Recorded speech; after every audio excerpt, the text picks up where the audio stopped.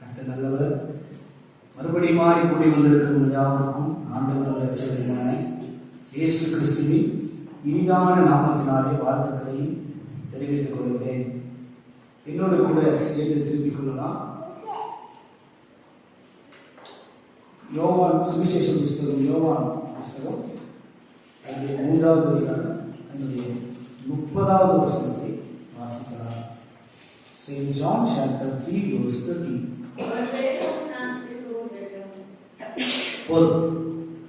அவர் பெருகவும் நான் சிறுகவும் வேண்டும். கர்த்தருடைய சமூகத்திலே காத்திருக்கிற போது தேவன் எனக்கு கொடுத்த வார்த்தை இது. என்னைக்கு மனுஷ வாழ்க்கையில பிரச்சனை ஆரம்பிக்குது அப்படின்னு சொன்னா, நான் பெருகணும், மத்தவங்க சொல்லுங்க சிறுகணும் நினைக்கும் போதுதான் நம்ம லைஃப்ல பெரிய பிரச்சனை ஆரம்பிக்கும். நான் வளரணும், ஆனா நீ வளரணும். ஒரு ஸ்டேட்மெண்ட் இப்படியா படிச்சேன், உண்மையா பொய்யான்னு தெரியல, எனக்கு அந்த மாதிரி ஒரு எக்ஸ்பீரியன்ஸ் இல்லை. சொந்தக்காரங்க நம்ம கீழே இருக்கணும் அட்வைஸ் பண்ணிட்டே இருக்கணும்னு நினைப்பாங்க. எனக்கு தெரியல, அப்படி நம்ம கொஞ்சம் மேல போயிட்டோம் அப்படின்னு சொன்னா அவங்களால சகிக்கவே முடியாது. சொந்தக்காரங்க மாத்திரம் கிடையாது, நெய்பர்ஸ் கூட அப்படிதான் நினைப்பாங்க. இங்கு யோவான் ஸ்நானகன் இப்படியாக சொல்லுகிறார், அவர் பெருகவும் நான் சிறுகவும். பிரியமான தேவனுடைய பிள்ளைகளே, நம்முடைய ஜோதிமணி அம்மா வீட்டுல இந்த சாப்டருடைய இன்ட்ரோடக்ஷனை குறிச்சு நான் கொடுத்தேன்.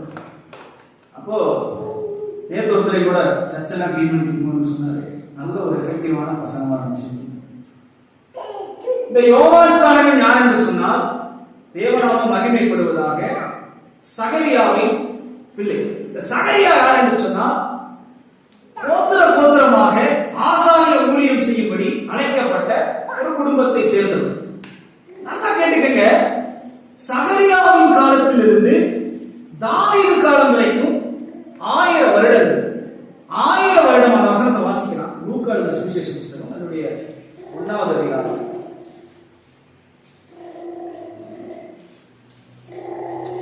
வாசிங்க. லூக்கா 1 அதனுடைய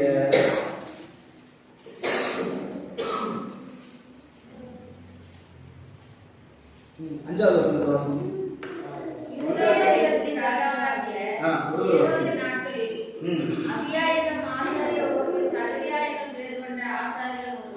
போதும். அபியா 2வது அதனுடைய 8வது வசனத்தை வாசிங்க.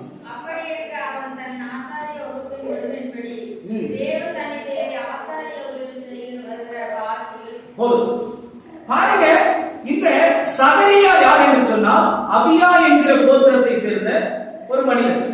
இந்த கோத்திரத்துக்கு தாவீது காலத்திலே இந்த கோத்திரங்கள் பிரிக்கப்பட்டு இவர்கள் எல்லோரும் ஊழியம் செய்ய வேண்டும், ஆசாரிய ஊழியம் செய்ய வேண்டும் என்று அழைக்கப்படுகிறார்கள்.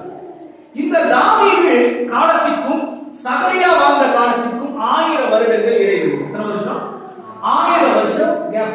இந்த 1000 வருஷமா என்ன நடக்குது அப்படின்னு சொன்னா, அபியா என்னும் கோத்திரத்திலே ஒரு ஆசாரியன் வருகிறான், அவன் ஊழியம் செய்கிறான், அவனுக்கு பின்பாக அவனுடைய பிள்ளைகள் ஊழியம் செய்கிறார்கள், அவனுடைய பிள்ளைகளுக்கு பின்பாக அவன் பிள்ளைகள் ஊழியம், இப்படி தொடர்ந்து 1000 வருடம் ஊழியம் செய்தார்கள். ஆனா இந்த சகரியாவின் காலத்திற்கு பின்பாக ஊழியம் செய்யும்படி ஒருவரும் இல்லை. இந்த சகரியாவின் அபியாவின் வகுப்புக்கு பின்பாக சோத்திரம் ஊழியம் செய்யறதுக்கு யாருமே கிடையாது. அப்பதான் இந்த சகரியா சோத்திரம் ஆசாரியனாகிய சகரியா தூபம் காட்டுகிற வழக்கத்தின்படி தூபம் காட்டுவதற்கு தேவ சமூகத்தில் பிரவேசித்த போது ஒரு தரிசனத்தை பெற்றுக் கொள்கிறார். உன்னுடைய வேண்டுதல் கேட்கப்படுகிறது என்று சொல்லுகிறார்கள். அந்த வேண்டுதல் கேட்கப்பட்டதற்கு பின்பாக பிறந்தவர் தான் இந்த யோவான் ஸ்நானகன். சகரியா ஒவ்வொரு முறையும் தூபம் எடுத்து தேவ சமூகத்திற்குள் போகிற போது அவருடைய இருதயத்தின் அங்கலாய்ப்பு என்னவாக இருக்கும் என்று சொன்னால், சோத்திரம் 1000 வருஷமா ஊழியம் பண்ணிட்டு இருந்தாங்க, இனி எனக்கு பின்னாடி ஊழியம் பண்றதுக்கு யாருமே இல்லை என்கிற அங்கலாய்ப்பு சகரியாவையும் எலிசபெத் அம்மாவையும் மிகவும் பற்றி பிடித்திருந்தது. அப்ப அந்த நேரங்களிலே யோவான் ஸ்நானகன் எழுப்புகிறார். அதற்கு பின்பாக நடக்கிற சம்பவங்களை எல்லாம் நம்ம பார்க்கணும். இங்க இந்த யோவானுடைய புஸ்தகத்திலே ஒரு இன்சிடென்ட் ஒன்று நடக்குது. அதனுடைய 23வது வசனத்திலிருந்து வாசிங்க. 30:23.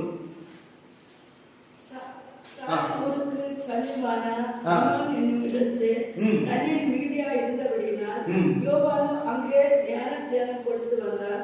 ஜனங்கள் அவரிடத்தில் வந்து ஞானஸ்நானம் பெற்றார்கள். அக்காலத்தில் யோவான் காவலில் வைக்கப்படவில்லை. அப்பொழுது யோவானுடைய சீசரில் சிலரும் யூதரும் சுத்திகரிப்பை குறித்து வாக்குவாதம் உண்டாயிற்று.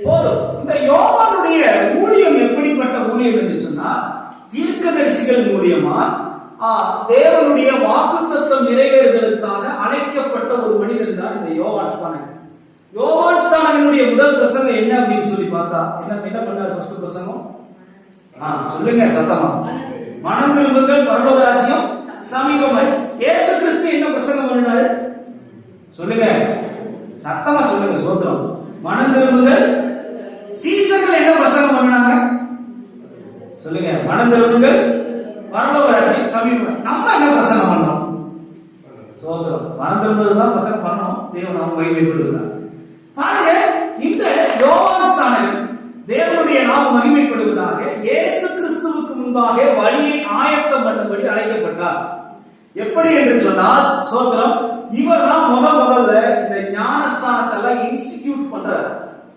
அதற்கு முன்பாக இந்த வசனம் சொல்லியிருக்கு, யோவானுடைய சீஷர்களுக்கும் யூதர்களுக்கும் ஒரு சுத்திகரிப்பை குறித்து பிரச்சனை ஆரம்பிச்சிருச்சு. என்ன பிரச்சனைன்னு சொன்னா, யூதர்கள் முறைப்படி சுத்திகரிப்பு என்பது மிகவும் சேக்ரட்டான ஒண்ணு. கண்ட இடத்துல எல்லாம் உள்ள போய் என்ன பண்ண மாட்டாங்க, இவங்க தானே சொல்லுங்க, சுத்திகரிச்சுக்க மாட்டாங்க. ஒரு யூதன் 3 முறை ஜெபம் பண்ணுவான் ஒரு நாளைக்கு. ஒரு யூதன் எத்தனை முறை ஜெபம் பண்ணுவான்? 3 முறை ஜெபம் பண்ணுவான். அதனாலதான் தானியேல் தீர்க்கதரிசி என்ன பண்ணாரு? சொல்லுங்க, 3 முறை ஜெபம். அவர் ஒரு யூதன். அப்போ இவர்களுக்கு சுத்திகரிப்பை குறித்து பிரச்சனை ஸ்டார்ட் ஆகும். பிரச்சனை ஸ்டார்ட் ஆன உடனே தேவநாமம் மகிமைப்படுவதாக இப்பதான் யோவானுக்கு ஒரு பெரிய ப்ராப்ளமே ஸ்டார்ட் ஆகுது. அதனுடைய கீழ் வசனம் 26வது வசனம். அவர்கள் யோவானுக்கு வந்து, ரவி உடனே கூட யோர்தானுக்கு அக்கறையில் ஒருவர் இருந்தாரே, அவரை குறித்து நீரும் சாட்சிப்படுத்தீரே, இதோ அவர் ஞானஸ்தானப்படுகிறார், எல்லாரும் அவரிடத்தில் போகிறார்கள் என்றார்கள். சோதரம், சம்பவம் என்னவென்று சொன்னால், முதல்ல இந்த ஞானஸ்தானத்தை அறிமுகப்படுத்துறது யோவான் தான். யோவான் மனம் திரும்புங்கள், பரலோக ராஜ்யம் சமீபமா இருக்குன்னு சொல்லி இவர்கிட்ட ஞானஸ்தானம் எடுக்க போனவங்க யாராரு சொன்னா, சோதரம், நல்ல ரவீஷ் போனாங்க. சோதரம், நிறைய அந்த யூதர்களுடைய தலைவர்கள் போனாங்க. அதனாலதான் இவர் சொன்னாரு, விரியன் பாம்பு குட்டிகளே. சோதரம், இப்படி மனம் திரும்புவதற்கு உண்டான கனிகள் இல்லாமல் அநேக யோவான் ஸ்தானங்களுக்கு பின்பாக போனார்கள். இப்போ யோவான் ஸ்நானகனுடைய ஊழியம் என்னன்னு சொன்னா, இயேசு கிறிஸ்துவுக்காக, மெசியாவுக்காக வழி ஆயத்தம் பண்ணி இவரும் இவருடைய சீசர்களும் இயேசு கிறிஸ்துவை பின்பற்ற வேண்டும். ஆனா யோவான் என்ன பண்ணாரு அப்படின்னு சொன்னா, இவருக்குன்னு சொல்லி ஒரு ஃபேன் பேஸை கிரியேட் பண்ணி, இவருக்குன்னு சொல்லி ஒரு சீசர்களை கிரியேட் பண்ணி, இவரையும் சிலர் பின்பற்றினார்கள், அவரையும் சிலர் பின்பற்றினார்கள். பிரியமான தேவனுடைய பிள்ளைகளை, நம்முடைய வாழ்க்கையில நமக்கு ஒரு நோக்கம் வேணும். இலக்கில்லாத வாழ்க்கை வாழ்ந்தால் அச்சாரம் இல்லாத சக்கரம் என்று நான் அடிக்கடி சொல்லுவேன். அது வேகமாக போகும், வேகமா வரும், எங்க போய் என்ன ஆகுது யாருக்குமே தெரியாது. இந்த 3 ஸ்டேட்மெண்ட் யோவான் இந்த அதிகாரத்திலே சொன்ன காரியங்களை நான் உங்களுக்கு காண்பிக்க விரும்புகிறேன். முதலாவது போடுங்க அதனுடைய பிபிடி. முதலாவது, யோவான் ஸ்நானகன் இப்படியாக சொல்லுகிறார், தேவநாமம் மகிமைப்படுவதாக. அவரும் ஞானஸ்தானம் கொடுக்கிறார் என்று சொன்னபோது அவர் சொல்லுகிறார், பரலோகத்தில் இருந்து கொடுக்கப்படாமல் ஒன்றையும் பெற்றுக்கொள்ள மாட்டான். Man can receive nothing. மனுஷனால் பரலோகம் ஒரு காரியத்தை நம்முடைய வாழ்க்கையில் அங்கீகரிக்காமல் நம்மால் பெற்றுக்கொள்ள முடியாது. அநேக நேரங்களில் நாம் இப்படியாக நினைப்போம், இந்த பெற்றோருக்கு நம்ம பிறக்கல அப்படின்னு சொன்னா ஒருவேளை நம்ம வாழ்க்கை எப்படி இருக்கும்? நல்லா இருக்கும். எல்லா மனுஷனும் ஒரு டைம் ஆவது கண்டிப்பா இதை நினைச்சிருப்பான். ரைட்? கண்டிப்பா. இந்த பெற்றோருக்கு நான் பிறக்காமல் இருந்தால் என்னுடைய வாழ்க்கை நல்லா இருக்கும். ஒருவேளை இந்த ஊர்ல நான் பிறக்கல அப்படின்னு சொன்னா என் வாழ்க்கை என்ன இருக்கும்? நல்லா இருக்கும். இது எல்லாத்துக்கும் சேம் ஸ்டேட்மெண்ட் தான். பரலோகத்தில் இருந்து நமக்கு கொடுக்கப்படாமல் இருந்தால், இந்த பெற்றோரை கர்த்தர் பரலோகத்தில் இருந்து நமக்கு கொடுத்தார், இந்த ஊழியத்தை கர்த்தர் நமக்கு பரலோகத்தில் இருந்து கொடுத்தார். பரலோகத்தில் இருந்து கொடுக்கப்படாவிட்டால் நம்முடைய வாழ்க்கையில் ஒன்றுமே பெற்றுக்கொள்ள முடியாது. இந்த யோவான் ஸ்நானகன் இயேசு கிறிஸ்துவை குறித்து இப்படியாக சொல்ற, ரவி பிரச்சனை ஆரம்பிச்சிருச்சு, ரவி என்னையா பிரச்சனை அப்படின்னு. இவ்வளவு நாள் நாங்க என்ன பண்ணோம்? உம்மை பின்பற்றிட்டு இருந்தோம், உமக்கு பின்னாடி நிறைய பேர் வந்தாங்க, இப்போ அவருக்கு பின்னாடி எல்லாரும் போறாங்க, அவருக்கு பின்னாடி எல்லாரும் போறாங்க. இன்னைக்கு நம்மளால தான் என்ன யோசிப்போம்? இவ்வளவு கஷ்டப்பட்டு இதெல்லாம் ஸ்தாபிச்சு இத்தனையும் பண்ணி நீ என்ன பண்ணணும்? அவங்களுக்கு பின்னாடி போறதுக்கு. யோவான் ஸ்நானகனுடைய நிலை வெளிப்பாடு பாருங்க. சோத்திரம். அவர் அவர் பரலோகத்திலிருந்து கொடுக்கப்பட்டவர். பரலோகத்தில் அவருக்கு அவருடைய வாழ்க்கையுடைய நோக்கம் என்ன என்கிறதை சரியாக அறிந்து வைத்திருந்தார். மனிதனுடைய வாழ்க்கையில எப்போதுமே நம்மை காண்பிப்பதற்காக வாழுகிற வாழ்க்கை கிறிஸ்துவ வாழ்க்கையே இல்லை. சில மனுஷங்கள்லாம் பாருங்க, தேவநாமம் மகிமைப்படுவதாக. சிலர் எங்க ஊர்ல ஒரு பாஸ்டர் ஒருத்தர் இருக்காரு. அவர் பிரசங்கம் பண்ணா மாத்திரம் தான் அவங்க எல்லாம் கேட்பாங்க. மத்தா யாரும் பிரசங்கம் பண்ணா கேட்பாங்க. அவர் அலையிலே சொன்னா மாத்திரம் தான் எல்லாம் அலையிலே சொல்லுவாங்க. அவர் இந்த காரியங்கள் எல்லாம் செஞ்சாங்கன்னா மாத்திரம் தான் எல்லாம் செய்வாங்க. பிரியமான தேவனுடைய பிள்ளைகளே, யோவான் ஸ்நானனுடைய பெரிய ஸ்டேட்மெண்ட், அவர் அவர் அவர் பெருகும், நான் சிறுவர். We need to know, we need to recognize what is our call. நாம் இங்கு யாரை பிரதிபலிக்க நம்முடைய வாழ்க்கையை வாழுகிறோம். சிலர் பாருங்க, தேவநாமம் மகிமைப்படுவதாக நான் ஒரு குறிப்பிட்ட ஒரு பொலிட்டீஷியனுடைய வீடியோவை கொஞ்ச நாள் வாட்ச் பண்ணிட்டு இருந்தேன். என்னுடைய பிரசங்கங்கள் எல்லாம் அவர் பேசுகிற பேச்சாய் மாறி போனது. அப்ப இயேசு கிறிஸ்துவோடு கூட இத்தனை வருடம் வாழ்ந்தவர்கள், வசனம் இப்படியா சொல்லியிருக்கு, பேதுருவிடத்துல நீயும் அவரோடு கூட இருந்தவன் தானே என்று கேட்கிற போது அவர் என்ன சொல்றாரு? நான் இல்லைன்னு மறுக்கிறார். ஏன் அவரோடு கூட இருந்தவராய் அவர் காண்பிக்கிறார் என்று சொன்னால், மீன் பிடிச்சிட்டு இருந்த ஒருத்தர் சோத்திரம் தேவநாம மகிமைப்படுவதாக இயேசுவை போல காண்பிக்கப்படுகிறார் என்று சொன்னால், அந்த இயேசு கிறிஸ்துவின் வாழ்க்கையை அந்த மனுஷன் எவ்வளவு உள்வாங்கி இருப்பான். இன்னைக்கு நிறைய பேருடைய வாழ்க்கையில சக்சஸ் இல்லாம போறதுக்கு காரணம் என்ன அப்படின்னு சொன்னா, நம்ம கிறிஸ்துவர்கள் சபையில் அறியப்படுகிறோம், ஆனால் உலகத்திலே நம்மை கிறிஸ்துவர்கள் என்று நாம் அறியப்படுவதில்லை. வெளியே போயிட்டோம் அப்படின்னு சொன்னா சபைக்கும் நமக்கும் சம்பந்தம் இல்லாத ஒரு வாழ்க்கை தான் பெரும்பாலான கிறிஸ்துவர்கள் வாழ்க்கை. பெரும்பாலான கிறிஸ்துவர்களுடைய எண்ணம் எப்படியா இருக்கிறது என்று சொன்னால், சோத்திரம் நம்ம சபைக்கு ஒரு டைமுக்கு போறோம். உண்மையாவே வீடு கட்டுறதுக்கும் வாழ்க்கை நல்லாகிறதுக்கும் சோத்திரம் நம்ம கார் வாங்குறதுக்கும் ஆண்டவர் நம்ம சபைக்கு அழைக்கல. ஆண்டவர் சபைக்கு அழைக்கல. பேதர் இப்படி ஆண்டவர் பார்த்து கேட்கிறார், ஆண்டவரே எல்லாவற்றையும் விட்டு உண்மை பின்பற்றினோம், எங்களுக்கு என்ன கிடைக்கும்? எங்களுக்கு என்ன கிடைக்கும்? இன்னைக்கு யாராவது சர்ச்சுக்குவான் கூப்பிட்டா தான் கேட்பாங்க, எங்களுக்கு என்ன கிடைக்கும்? ஆண்டவர் ஒரு வேளை சொல்லியிருக்கலாம்ல, நீ 2 படகு வச்சிருந்த, நான் என்ன பண்ணுவேன் உனக்கு 4 படகு வாங்கி தரேன். நீ 5 படகு வச்சிருந்த, நான் உனக்கு என்ன பண்ணுவேன் 10 படகு வாங்கி தரேன். ஆனா ஆண்டவர் என்ன சொன்னாரு? நித்திய ஜீவனை நீ சுதந்திரித்துக் கொள்வார். அப்ப இந்த உலகத்துல சபைக்கு நம்ம வர்றதுனால நமக்கு இந்த உலகத்துல ஒரு நன்மை உண்டாகும். ஒருவேளை உண்டாகும் என்று சொன்னால் அது தேவனுடைய கிருபை. ஆனால் உண்மையான ஃபேக்ட் என்னன்னு சொன்னா, நாம் சபைக்கு வருவது நம்முடைய வாழ்க்கையை திருத்திக் கொண்டு பரலோக ராஜ்யத்தை சுதந்திரிப்பதற்கான ஒரு வழிதான் என்பதை நாம் இன்னும் மறந்துவிடக்கூடாது. முதலாவது யோவான் சொல்லுகிறார், பரலோகத்திலிருந்து கொடுக்கப்படாவிட்டால் ஒன்றையும் மனிதன் பெற்றுக்கொள்ள மாட்டான். நமக்கு இந்த வாழ்க்கையை கொடுத்தது ஆண்டவர், பரலோகத்தின் ஈவுங்க. எத்தனையோ பேர் இந்த உலகத்துல சோத்திரம் நம்முடைய ஜீவனை சோத்திரம் ஒரு குழந்தை 1 நாள் 2 நாள் உலகத்துல தாக்கு பிடிக்க முடியாம எத்தனை குழந்தை மறிச்சு போயிருக்கு. கர்த்தர் இதுவரைக்கும் நமக்கு கொடுத்தது அவர் பரலோகத்தின் ஈவு. பரலோகத்தின் ஈவு. Man can receive nothing. அவரால் நம்மால் ஒன்றும் பெற்றுக்கொள்ள முடியாது. Unless the heaven should not heaven could give. பரலோகம் கொடுத்தால் மாத்திரமே நம்முடைய வாழ்க்கையில் எல்லாம் பெற்றுக்கொள்ள முடியும். இரண்டாவது ஸ்டேட்மெண்ட் என்ன சொன்னார் அப்படின்னு சொன்னா, I am not Christ.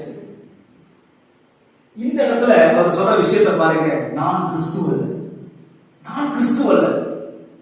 எல்லா நேரங்களிலும் ஒரு மனிதன் தன்னை தாழ்த்த கற்றுக்கொண்டால் அவன் வாழ்க்கையில நிச்சயம் வெற்றி வருகிறது.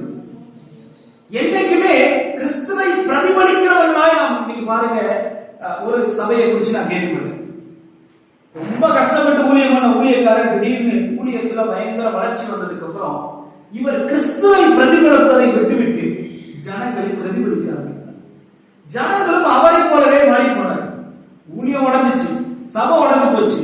The ultimate goal of our life is we should reflect God.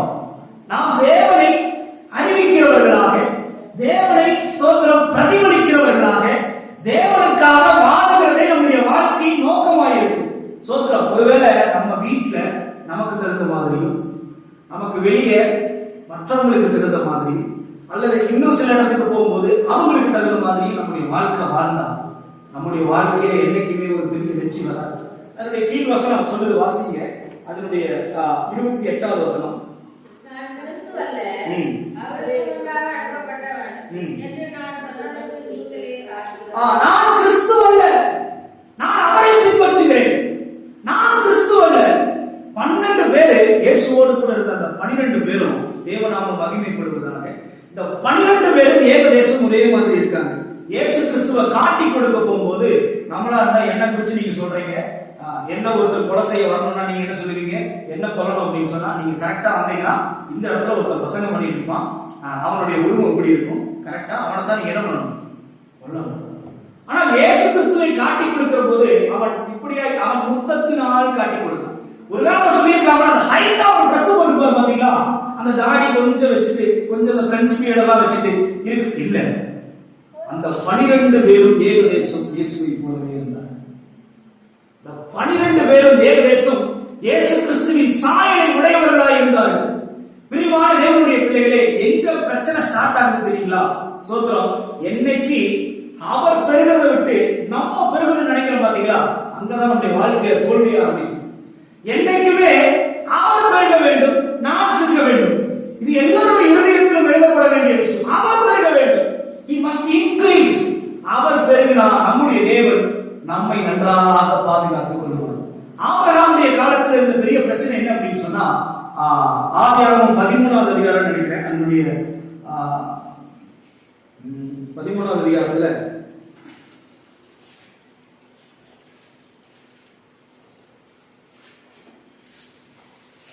13வது அதிகாரம் 7வது வசனம். ஆபிரகாமுடைய மந்தை மேய்ப்பருக்கும் லோத்துடைய மந்தை மேய்ப்பருக்கும் வாக்குவாதம் உண்டாயிற்று. அக்காலத்திலே கானானியரும் பெரிசியரும் தேசத்திலே குடியிருந்தார்கள். ஆபிரகாம் லோத்தை நோக்கி, எனக்கு உனக்கும் என் மேய்ப்பருக்கும் வாக்குவாதம் வேண்டாம். நாம் சகோதரர். இந்த தேசமெல்லாம் உனக்கு முன்பாக இருக்கிறது அல்லவா? நீ என்னை விட்டு பிரிந்து போகலாம். நீ இடதுபுறம் போனால் நான் வலதுபுறம் போகிறேன், நீ வலதுபுறம் போனால் நான் இடதுபுறம் போகிறேன் என்றார். என்ன பிரச்சனை தெரியுங்களா? 2 பேருக்குமே பெருகளுக்கு ஒரு பிரச்சனை. இந்த லோத்து யாருன்னு சொன்னா 12வது அதிகாரத்துல நம்ம பார்க்கும்போது தேவன் சில காரியங்களை விட்டுட்டு வான்னு சொன்னா நம்ம வாழ்க்கையில விட்டுட்டு வந்தார். ஆண்டவர் விட சொன்ன காரியத்தை சரி கொஞ்சம் பிடிச்சிருந்து வச்சுக்கலாம் அப்படின்னு சொல்லி இழுத்து வச்சோம்னா அது என்னைக்குமே நமக்கு தலைவராது. ஆண்டவர் ஆபிரகாம்கிட்ட சொன்னாரு, நீ உன் தேசத்தையும் உன் இனத்தையும் உன் நாட்டையும் உனக்கு சொந்தமான எல்லாத்தையும் விட்டுட்டு நீ என்ன பண்ண, நான் காண்பிக்கும் தேசத்துக்கு போ. இவர் என்ன பண்ணினார் அப்படின்னு சொன்னா, இவர் தேசத்தை எல்லாம் விட்டுட்டு சோதரம் நம்முடைய மகன் தானே, சோதரம் நமக்கு உறவுக்காரன் தானே அப்படின்னு சொல்லி இந்த லோத்தை கூட்டிட்டு வந்தான். ஆண்டவர் என்ன சொன்னாரு, நீ சொல்லுங்க விட்டுட்டு வா அப்படின்னு சொன்னாரு. இவர் என்ன பண்ணாரு, கூட்டிட்டு வந்துட்டார். ஆண்டவர் விட்டுட்டு வான்னு சொன்னத நம்ம கூட்டிட்டு வந்தனாலும் கூட்டிட்டு வர்றது நமக்கு ஒரு பெரிய பிரச்சனையாமா. ஆண்டவர் இந்த உலக பாவத்தை விட்டுட்டு நீ என்னை பின்பற்றி வா, வசனம் இப்படி சொல்லி இருக்கு, ஒருவன் என்னை பின்பற்ற விரும்பினால் அவன் தன்னைத்தானே எடுத்து தன் சிலுவை எடுத்துக்கொண்டு சொல்லுங்க என்னை பின்பற்ற கடவுள். வசனம் என்ன சொல்லி, தன்னைத்தானே எடுத்து தன்னைத்தானே எடுத்த உனக்கு உனக்கு என்னையா ஒரு மேன்மை, நமக்கு என்ன ஒரு மேன்மை. ஒரு விருதரை கூப்பிட்டு சொன்னாரு, இப்ப இல்ல நான் படிச்சுட்டு இருக்கும்போது, தம்பி இனி நான் சர்ச்சுக்கே போக மாட்டேன். ஏங்க ஐயா சர்ச்சுக்கு போக மாட்டேன் சொன்னாரு, எங்க பாஸ்டர் நான் பிரதர்னு சொல்லிட்டு சொல்லி எங்க பாஸ்டர் பயங்கரமா திட்டாரு. அப்போ நான் ஒரு கூட்டிட்டு போயிட்டு அந்த கானான் கஃபே அப்படின்னு ஒரு கடை இருந்துச்சு, அந்த கடையில போய் வண்டி எல்லாம் சாப்பிட்டோம்னு சொன்னேன். பாஸ்டர்னு சொன்னா என்ன அர்த்தம் அப்படின்னா, பாஸ்டர்னா வேலைக்காரன்னு அர்த்தம். வேலைக்காரன் அப்படின்னா கர்த்தருக்கு வேலைக்காரன் உண்மைதான், ஆனா சர்வன்ட்ஸ் ஆஃப் சர்வன்ட், வேலைக்காரர்களுக்கு சொல்லுங்க வேலைக்காரன். அப்போ வேலைக்காரன் கூப்பிடுறது பெருசா, சகோதரன் கூப்பிடுறது பெருசா? அப்போ ஒரு நல்ல காம்ப்ரமைஸ் ஆயிட்டாரு. அப்ப நான் சொன்னேன், நீங்க ஒரு என்ன பண்ணுங்க, வேலைக்காரனே கூப்பிடுங்க. பாஸ்டர் மேஷா டேனியல் அப்படின்னு சொன்னா வேலைக்காரனே அப்படின்னு கூப்பிடுறாங்க அர்த்தம். இப்போ பாஸ்டர் அப்படின்னு சொன்னா அதுதான் அர்த்தம். அப்போ பாஸ்டர் சொல்றதை விட சகோதரன் சொல்றது எவ்வளவு சந்தோஷமான விஷயம். அப்போ ஒரு நல்ல காம்ப்ரமைஸ் ஆகுது. இவரு ஆண்டவர் வேண்டாம் விட்டுட்டு வான்னு சொன்னதை கூட்டிட்டு வந்ததுக்கு அப்புறம் 2 பேருக்கும் பெரிய பிரச்சனை ஆரம்பிச்சிருச்சு. என்ன அப்படின்னு சொன்னா, நான் பெருகணும்.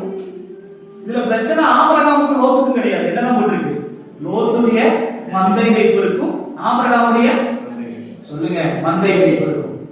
ஆபீஸ் ஆபிரகாமுடைய ஆபீஸ்க்கும் லோத்துடைய ஆபீஸ்க்கும் பெரிய சண்டை. என்னையா சண்டை உங்களுக்குள்ள அப்படின்னா, நான் பெருகணும். ஒண்ணு நீ பெரியவனாரு, இல்லைன்னா நான் பெரியவனா இருக்கேன்.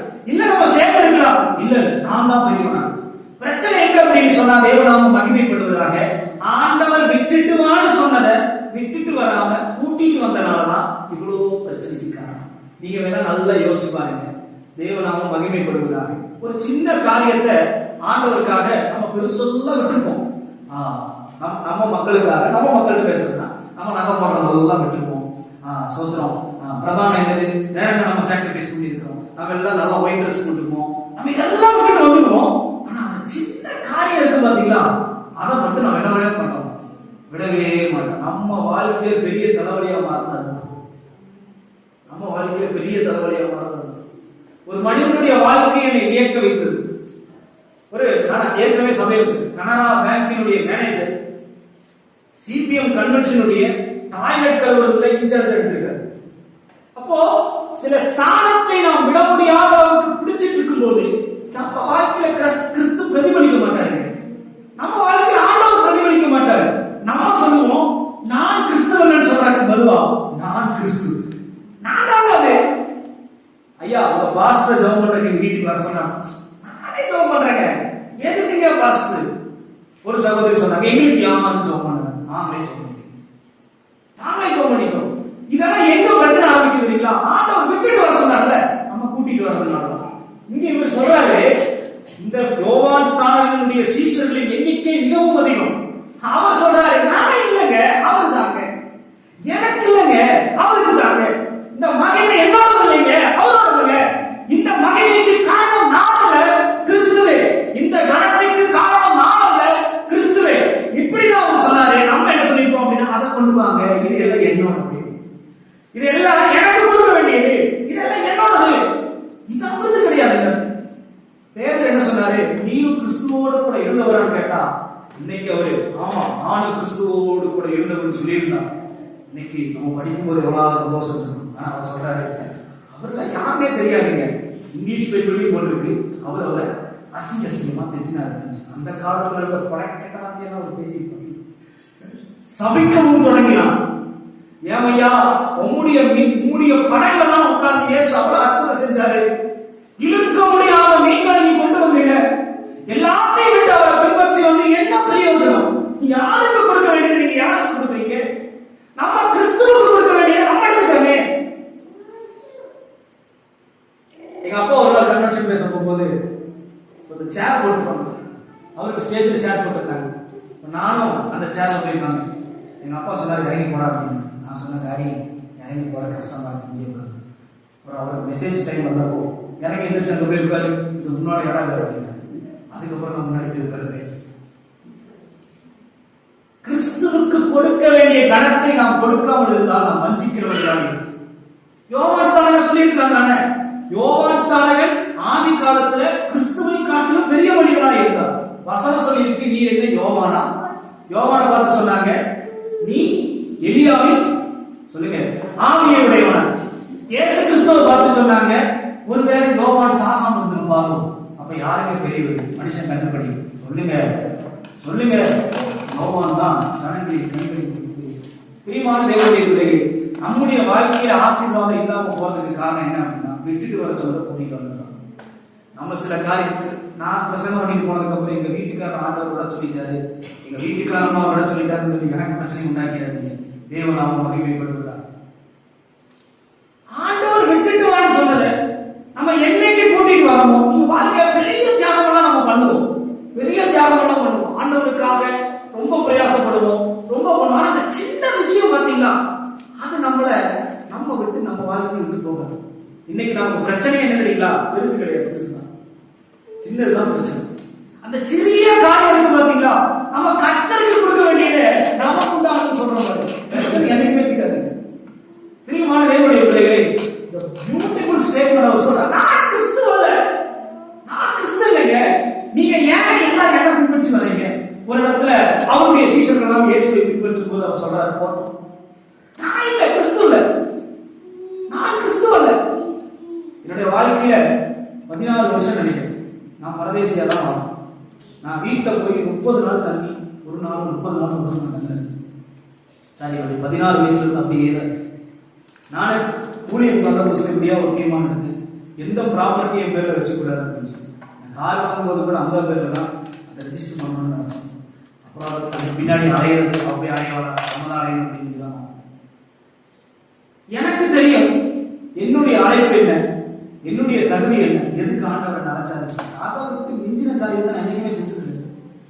எங்க அப்பா சொன்னாரு, சென்னையில இருக்கும்போது நான் அதை நம்ம வீட்டுல காலேஜ் மீட்டிங் நடக்க சொன்னேன், உனக்கு ஒரு 10 சென்ட் இடம் வாங்கி தரேன், நீ என்ன பண்ணு, இங்க ஊழியம் பண்ணுடா. நான் சொன்னேன், டாடி எனக்கு அப்படி ஒரு காலேஜ் இல்லை. கேரளாவில் இருக்கும்போது சொன்னாரு, இங்க 10 சென்ட் இடம் வாங்கி தரேன், நீ என்ன பண்ணு, இங்க ஊழியம் பண்ணு. ஆனா இங்க வந்ததுக்கு எங்க அப்பா சொல்றாரு, எங்க அப்பா சொல்றது இங்க இருக்கிற ஒருத்தர் சொன்னாரு, நான் உங்களுக்கு இது தரேன், நீங்க இங்க ஊழியம் பண்ணு. அப்ப நான் சொன்னேன், ஸ்தாபனம் என்னை யாருன்னே தெரியாம நம்பி இந்த ஊழியத்தை கொடுத்து, நான் ஸ்தாபனத்துக்கு இடத்த வாங்கி வச்சு சர்ச்சை கட்டி ஏதோ என் மேல அக்கறை இருக்கிற மக்கள் 4 பேர் சர்ச்சிலிருந்து வந்துட்டாங்க. இந்த சாபத்தை யாருடைய சுமக்கிறது, யாருடைய சுமக்கிறது? பிரியமான தேவனுடைய பிள்ளைகளே, கணம் யாருக்குரியது? கர்த்தருக்குரியது. நம்முடைய கணவனாக இருந்தாலும் கிறிஸ்துவிலும் அவர் பெரியவர் அல்ல. நம்முடைய பிள்ளைகளாக இருந்தாலும் கிறிஸ்துவை காட்டிலும் அவர்கள் பெரியவர்கள் அல்ல. நம்முடைய கணம் கிறிஸ்துவுக்குரியது. பிரியமானவர்களே, நம்முடைய வாழ்க்கையில ஏன் தோல்வி வருது அப்படின்னு சொன்னா, பிரச்சனை என்ன அப்படின்னு சொன்னா, நம்ம எல்லா நேரத்திலும் நம்மளே ஆல்டர்னேட்டிவ் முடிவு எடுத்துருவோம். சில முடிவுகளை இவங்க தான் எடுக்கணும், ஆனா நம்ம என்ன பண்ணுவோம், நம்ம எடுத்துருவோம். சில முடிவுகளுக்கு நம்ம காரணகர்த்தாவே இருக்காது, ஆனா நம்ம என்ன பண்ணுவோம், கூப்பிட்டு போய் நுழைச்சிருவோம். யோவான் ஸ்நானகனை பாஸ்டர் சொல்லியிருக்கு, இயேசு கிறிஸ்துவுடைய பிரசங்கத்தை காட்டிலும் யோவான் ஸ்நானகனுடைய பிரசங்கம் ஆதி காலத்தில் பிரசித்தி பெற்றது. யாரெல்லாம் யோவான் ஸ்நானகன் ஞானஸ்தானம் எடுக்க வந்தாங்க? பரிசேயர், சதுசேயர், யூதர்கள், தலைவர்கள், இவங்க எல்லாம் வராங்க. சோதரம். ஆனாலும் அவர் கொடுக்க வேண்டிய கணத்தை கிறிஸ்துவுக்கு தான் கொடுத்தார். அதுதான் அந்த மனுஷனுடைய வாழ்க்கையின் சக்சஸ். அதுதான் அவருடைய சக்சஸுக்கு காரணம். நான் கிறிஸ்துவ அல்ல, என்ன ஏன் ஆராதிக்கிறீங்க, என்ன ஏன் வர்ஷிப் பண்றீங்க, எனக்கு ஏன் கணம் கொடுக்குறீங்க, இந்த கணத்திற்குரியவன் நான் அல்ல, அவர்தான். ஆரம்ப காலத்துல நம்முடைய வாழ்க்கை ஆரம்பிக்கும் போது எல்லாம் இயேசு இயேசு இயேசு பாடி முடிச்சதுக்கு அப்புறம் ஒரு குறிப்பிட்ட ஸ்டேஜுக்கு அப்புறம் எல்லாம் இது நிறைய பேர் வாழ்க்கை நடக்கும். எல்லாமே இயேசு அப்படின்னு கேட்டவங்க நீங்க என்ன சொல்றாங்க, எல்லாமே காசு. பிரியமான தேவனுடைய பிள்ளைகள், we need to know what is the value of income. நம்மை கர்த்தர் எதுக்கு அழைச்சார்? இந்த உலகத்துல நம்ம இருக்கும்போது ஒருவேளை நான் தான் நினைச்சேன், என்னுடைய பர்த்டே டேட்டையும் இந்த ஏரி போட்டு கால்குலேட் பண்ணி எத்தனை வருஷம் உலகத்தில் வாழ்ந்துருக்கோம். நான் சொன்னா நீங்க வயசு கண்டுபிடிச்சிருக்கீங்க. ரொம்ப ஒரு கம்மியான சில 1000 வருடங்கள் தான் இந்த உலகத்துக்கு என்ன முடியும். நான் வாழ்ந்துருக்கேன். இந்த 1000 வருஷ வாழ்க்கையில இந்த 1000 நாளுக்கு சில ஆயிரங்கள். அப்போ எத்தனை போட்டி, எத்தனை போறாங்க. உன்னை நான் அதை பண்ணிடுவேன், இதை பண்ணிடுவேன், உன்னை இல்லாம பண்ணிடுவேன். ஐயோ, இதெல்லாம் கேட்டு கேட்டு கேட்டு கேட்டு கொஞ்சம் நாள் இந்த உலகத்துல வாழ்ந்திருக்கோம். இதுக்குள்ள எவ்வளவு ப்ராப்ளம். ஆனா வசனம் சொல்லி இருக்கிறது 1000 வருடங்கள் நித்திய வாழ்க்கையிலே நித்திய ஜீவனை கொடுக்க தேவன் அதை அழைத்திருக்கிறார். இந்த கொஞ்சம் 1000 நாட்களில நீங்க என்ன கணக்கு பண்ணி பாருங்க, ஒருத்தர் 75 வயசு வரைக்கும் வாழணும் அப்படின்னா எத்தனை நாள் வாழணும்? 26,000 சம்திங் தரும். அவ்வளவுதான். நீங்க எடுத்து பாருங்க, ஒரு 26,000 ரூபாய் செலவு பண்றதுக்கு நமக்கு எவ்வளவு நேரம் ஆகும்? எவ்வளவு நேரம் ஆகும்? வித்தின் செகண்ட் நீங்க பினிஷிங். அது மாதிரி வாழ்க்கை கொஞ்ச நேரத்துல எல்லாம் முடிஞ்சு போயிடும். இதுல எத்தனை போட்டி, எத்தனை போகாம சோத்திரம். இந்த கணத்தை நீங்க அவங்களுக்கு கொடுக்காதீங்க, இந்த கணம் எனக்குரியது. ஐயா நீ கிறிஸ்துவா, நான் கிறிஸ்துவ அப்படின்னு சொன்னவங்க எல்லாம் இன்னைக்கு நான் தான் கிறிஸ்து, எனக்கு தான் கணம், நான் ஜெபிச்சாதான் இந்த காரியம் நடக்குது. ஐயா இதெல்லாம் உங்களுக்கு கிறிஸ்து தான் ஆண்டவரை கொடுத்தாரு, இதெல்லாம் உங்களுக்கு ஆண்டவர் தான் கொடுத்தாரு. இதை இந்த கணம், இந்த பேர், புகழ், இவைகள் எல்லாவற்றுக்கும் காரணம் ஆண்டவர் தானே. முதல் பிரதிபலிப்பு நான் கிறிஸ்து அல்ல. மூணாவது யோவான் ஸ்நானகனுடைய ஸ்டேட்மெண்ட் வாசனம். அதனுடைய எத்தனாவது வசனம் அப்படின்னா கடைசி வசனம் 36வது வசனம்.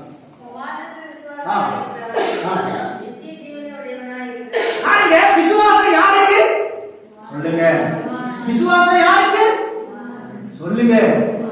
குமாரனுக்கு விசுவாசம். நாம் யாருக்கு விசுவாசம் உள்ளவர்களா இருக்க வேண்டும் சொல்லுங்க? தேவனுக்கு விசுவாசம் உள்ளவர்களா. யோவான் ஸ்நானகன் ஒருவேளை இப்படி சொல்லிருக்கலாம்ல, சோத்திரம். நீங்கள் எல்லாரும் என்ன பண்ணுங்க, விசுவாசிங்க. ரொம்ப விசுவாசத்தை என்ன பண்ணுவாங்க? உன் கடத்தை வெட்ட மாதிரி எங்களுக்கு என்ன பண்ணுவாங்க? ஒரு நாள் வெட்டி போடுவாங்க. நீ வாய் பேச உன்னை வெட்ட மாதிரி நீ செத்து அடுத்து யாரும் பிடிப்பாங்க? என்னதான் பிடிப்பாங்க? இப்போ உங்க விசுவாசம் எனக்கு என்ன கிடைக்கும்? எனக்கு ஒண்ணுமே கிடைக்காது. ஒருவேளை நான் சாகர வரைக்கும் படாத பாடுபட்ட செத்தாவது நல்ல வாழ்க்கை கிடைக்கும், அது கிடைக்காது.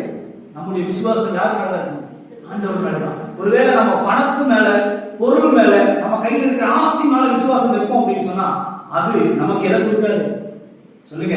நித்திய ஜீவன். நித்திய ஜீவன். there is no end, endless life. ஒரு முடிவில்லாத ராஜ்யத்தை கர்த்தர் நமக்கு தரணும் அப்படின்னு சொன்னா நாம் அவரில் விசுவாசம் உள்ளவர்களாக இருக்கணும். நம்முடைய விசுவாசம் ஆண்டவர் மேலதான் இருக்கணும். ஒருவேளை இன்னைக்கு இருக்கிற சூழ்நிலை நமக்கு நல்ல ஹை சொபிஸ்டிகேட்டிவா இருக்குன்னு சொல்லி அதை நம்ம விசுவாசம்னா அது நமக்கு என்ன கொடுக்க முடியாது? நித்திய ஜீவனை கொடுக்க முடியாது. நித்திய ஜீவனை கொடுக்க முடியாது. பிரியமான தேவனுடைய பிள்ளைகளை நாம் யாரை பிரதிபலிக்கும்? நம்ம பெருகணுமா? அவர் பெருகணும். ஒருவேளை நம்ம பெருகணும் அப்படின்னா இன்னைக்கு பெருக்கிற எதையும் நம்ம என்ன பண்ண முடியாது? கொண்டு போக கூட முடியாது. இங்கெல்லாம் எப்படி டெத்து தெரியல. அங்க கிராமத்து பக்கம்லாம் பார்த்துருக்கேன். செத்ததுக்கு அப்புறம் அந்த குழியில போய் காசு போடுவாங்க. இப்படிதானே இங்கெல்லாம் போடுவாங்களா? போடுவாங்களா? அந்த காசை யார் எடுப்பா? யார் எடுப்பா? குழி தோன்றவன் எடுத்துட்டு போயிடுவான். போட்ட காசை கூட என்ன பண்ணுவோம்? குழி தோன்றவன் எடுத்துட்டு போயிடுவோம். அப்போ இந்த உலகத்துல நம்ம பெரிய என்னங்க பிரயோஜனம்? ஒரு பிரயோஜனம் கிடையாது. எல்லா கணத்தையும் எல்லா மகிமையும் தேவனுக்கு கொடுக்காமல் நாம் பெற்றுக்கொள்வதில் என்ன பிரயோஜனம்? நம்முடைய வாழ்க்கையில இருக்கிற பெரிய ஸ்டேட்மெண்ட் அவர் பெருகணும், நான் சொல்றேன். அவர் தானே பெருகணும். எனக்கு வாழ்க்கையை கொடுத்தது அவர் தான். வசனம் சொல்லி இருக்கிறது, கர்த்தருடைய சத்தம் பெண்மான்களை ஈடுபடி செய்கிறது. அந்த சத்தம் என் மனைவி வாழ்க்கையிலும் எங்க வாழ்க்கையிலும் எங்க அம்மா வாழ்க்கையில வந்தனால தான் நாங்கள் இன்னைக்கு பிள்ளைகளை போறோம். இன்னைக்கு இந்த உலகத்துல அப்போ கர்த்தருடைய சத்தம் தான் பிள்ளையை பிரசவிக்க வைக்கும். கர்த்தருடைய சத்தம் தான் நம்மை பெற்றெடுக்கும். கர்த்தர் நம்முடைய வாழ்க்கையில் எல்லாவற்றுக்கும் எல்லாமா இருக்கிறார். நான் அல்ல, அவரே. அவரே. சோத்ர தானியேல் தீர்க்கதரிசி புத்தகம் வாசிங்க அப்படின்னு சொன்னா என்ன கேட்டா ஆஃப் மென்டல் யாருன்னு சொல்லுவோம் அப்படின்னா ஆஃப் கண்டிஷன்ல ஒரு சைக்கிள் இருப்பாங்க. அவங்க யார் அப்படின்னு சொன்னா இந்த நேபுகாத் நேச்சாருக்கு வந்து வைத்தியம் முடிக்கிறதுக்கு முன்னாடி 12 முறை அவர் சொன்ன விஷயம் என்ன அப்படின்னா நான் நான் நான் நான் நான் நான் அப்படின்னு சொல்லி 12 டைம் சொன்னார். அடுத்து 11 டைம் சொன்னதுக்கு அவருக்கு இல்ல அவர் வாழ்க்கை என்னாச்சு? ஒண்ணு இல்லாம வித்து பிடிச்சி வைத்தியம் பிடிச்சி ஒண்ணு இல்லாம போயிட்டார். பிரியமானவர்களே, எந்த சூழ்நிலையிலும் நம்மை நாம் உயர்த்தலாம். எந்த சூழ்நிலையிலும் அவர் பெறுகிறோம். இந்த கணம் அவருக்குரியது. நான் அல்லங்க, எனக்குள்ளது அல்லங்க, இது கர்த்தருக்குரியது. சில நியமங்களை தேவன் நமக்கு கொடுத்தது, இது அவருக்குரியது. நம்முடைய வாழ்க்கையில எதை ஆண்டவர் விட சொல்றாரு அதை விட்டுருங்க. அது எப்பேற்பட்ட சந்தோஷமா இருந்தாலும் சுக வாழ்க்கையா இருந்தாலும் சரி, தேவன் விட சொன்னா விட்டுருங்க. தேவன் விட சொன்னதை நம்ம கூட்டிட்டு திரிஞ்சோம் அப்படின்னா நம்ம வாழ்க்கையில பிரச்சனை தான். அந்த பிரச்சனைக்கு முடிவே இருக்காது. கடைசி வரைக்கும் நம்முடைய சிந்தை என்ன தெரியுங்களா? நான் பெருகணும், நான் பெருகணும், நான் பெருகணும், நான் பெருகணும். இதுதான் நம்முடைய சிந்தை.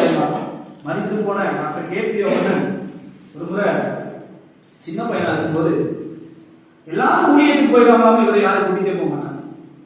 இவரை கூட்டிட்டு போகாதனால இவர் ஒரு நாள் என்ன பண்ணாராமா, அந்த ஊழியத்துக்கு போற அவருடைய ஷூ எல்லாம் பாலிஷ் பண்றாங்க. இதை பார்த்து யாரை பண்ணாங்க கூட்டிட்டு பாருங்க. இது இந்த உலகத்துல நமக்கு என்னங்க வேணும்? இதுல நம்ம பெரிய ஆளு நம்ம நினைச்சுக்கணும். அதுதான் பிரச்சனை. சில நேரங்கள்ல ஊழியம் முடிஞ்சு பாலிடிக்ஸ் ஆரம்பிக்கிறதுக்கு காரணம் என்ன அப்படின்னா நான் எனக்கு உண்டான கணத்தை எனக்கு கொடுக்குது. கர்த்தர் நம்மளை கனப்படுத்தணும்னு நினைச்சாரு அப்படின்னா எந்த குழியில இருந்தாலும் கர்த்தர் நம்ம கனப்படுத்தும். அது எவ்வளவு பெரிய குழியா இருந்தாலும் சரி, 150 அடிக்கு கீழே இருந்தாலும் சரி, கர்த்தர் நம்மளை கனப்படுத்தணும். கர்த்தர் நிச்சயம் நம்மை கனப்படுத்தும். நம்ம என்னைக்கும் பெருக வேண்டாங்க, அவரே பெருக.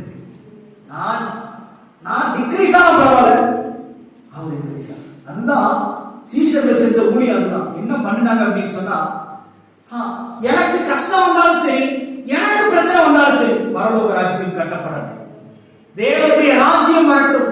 பிரியமான தேவனுடைய பிள்ளைகளே, தேவன் விட சொன்னவர்களை விட்டனா சின்ன காரியம் ஏதாவது சின்ன கடுகளவுக்கு, அதான் வசனம் சொல்லியிருக்கு, தைல குப்பி காரனுடைய தைல குப்பிய ஒரு சொல்லுங்க செத்த ஈ எவ்வளவு பெருசு வீட்டுக்கு எல்லாம் பிடிச்சு பாருங்க, ரொம்ப சின்னதாக இருக்கும். அந்த செத்த ஈ ஒரு பெரிய மாற்றம் இருக்கிற தைல குப்பி என்ன முடியும்? காலி பண்ணி. அந்த செத்த ஈயின் சுபாவம் நம்முடைய வாழ்க்கையில் என்ன இருக்கு? சில ஆசீர்வாதம் நம்ம வாழ்க்கையில நிறைவேறாம இருக்கிறதுக்கு காரணம் நமக்குள்ள இருக்கிறது என்னது? செத்த சொல்லுங்க, செத்த ஈ. செத்த ஈ என்ன பண்ணும்? என் சரீரத்தையே நாசம் பண்ணிடும். அதான் பாஸ்ட் பிரசங்கம் ஒரு வார்த்தை சொன்னாரு, இச்சையானது பாவம் கர்ப்பம் தரித்து பாவத்தை பிறப்பிக்கும். அந்த சின்ன சின்ன விஷயம் நம்முடைய வாழ்க்கையில பெரிய இம்பாக்ட் ஏற்படுத்தும். பிரியமான தேவனுடைய நாமே ஒப்பு கொடுக்கலாம். ஆண்டவரே நீர் பெருகவும் நான் செல்வேன். ஆண்டவர் வேண்டான்னு சொன்னதை நாம விட்டுருவோம்.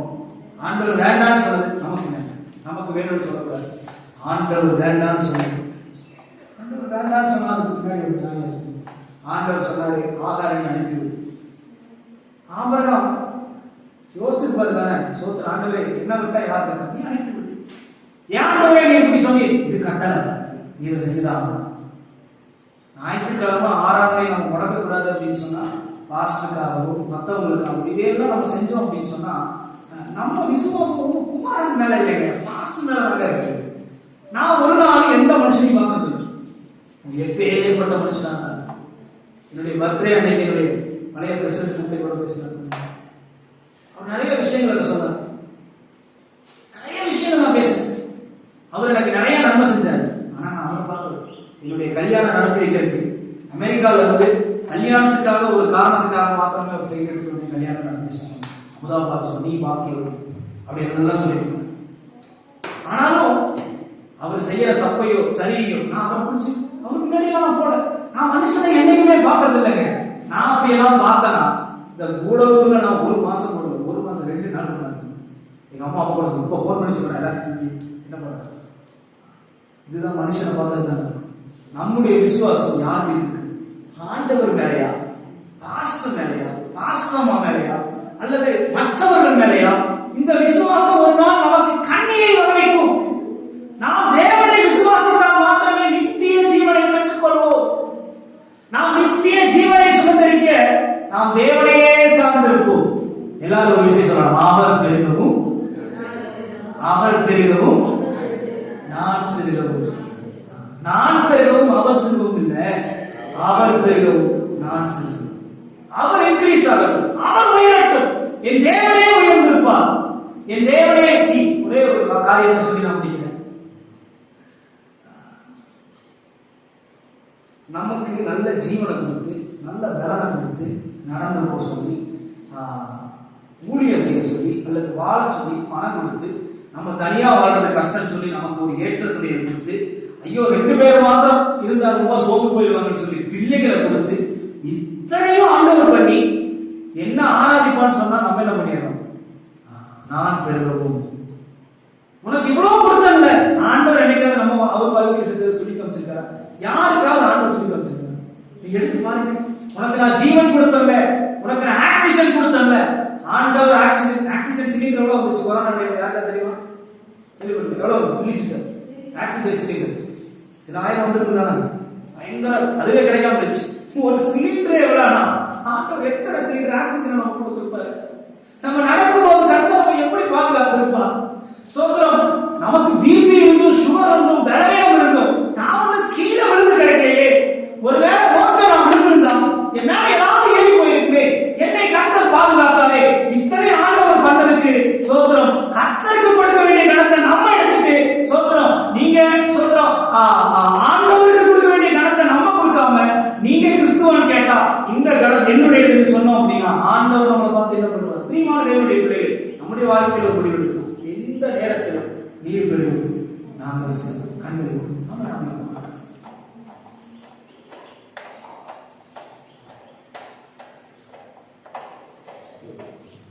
பரிசுத்த தகப்பனே, வேலைக்காரருடைய சமூகத்தில் எங்களுடைய வாழ்க்கையில கேட்ட நல்லவரா எனக்கு நன்றி. அப்பா, எங்களை நாங்கள் உயர்த்தாதபடிக்கு தேவனே எங்கள் வாழ்க்கையை உயர்ந்திருக்கப்பா. எங்கள் பிள்ளைகள், எங்கள் பெற்றோர், எங்கள் ஆசீர்வாதம், எங்களுடைய ஐஸ்வர்யம், நாங்கள் போடுகிற டிரஸ், விடுகிற சுவாசம் எல்லாவற்றிலும் நீர் பெறுகிறப்பா. நாங்கள் சிறுவிட்டு மாட்டோம் அப்பா. உண்மையே பார்த்து நாங்கள் ஓடுகிற ஓட்டம் எங்களுடைய வாழ்க்கையில் பெருகிட்டு மாட்டோம். எங்களை தாழ்த்துகிறோம், பெருமையாக்குகிறோம். இயேசுவின் நாமத்தில் பிதாவே, ஆமென்.